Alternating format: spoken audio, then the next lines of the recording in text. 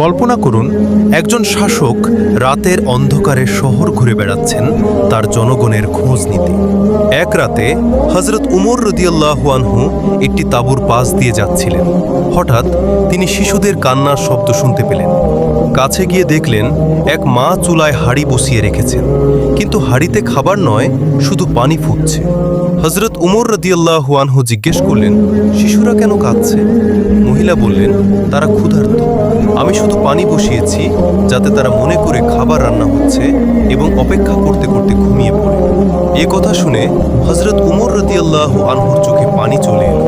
তিনি সঙ্গে সঙ্গে রাষ্ট্রের খাদ্য ভাণ্ডারে গেলেন, নিজের কাঁধে আটা ও খাবারের বস্তা তুলে নিলেন এবং সেই পরিবারের জন্য খাবার নিয়ে এলেন। এক সঙ্গী বললেন, আমাকে দিন, আমি বস্তাটি বহন করি। হযরত উমর রাদিয়াল্লাহু আনহু উত্তর দিলেন, কিয়ামতের দিন কি তুমি আমার বোঝা বহন করবে?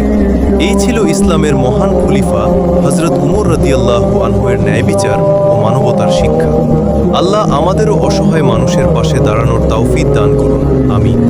এমন আরও ইসলামিক গল্প পেতে চ্যানেলটি সাবস্ক্রাইব করুন এবং ভিডিওটি শেয়ার করুন।